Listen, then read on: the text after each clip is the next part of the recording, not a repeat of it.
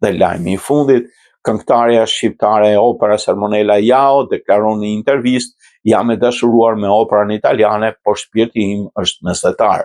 Soprano e njohur shqiptare Ermonela Jao ishte ftuar në misionin Log në News 24 ku ndau pasionin dhe përvojat e saj me operën.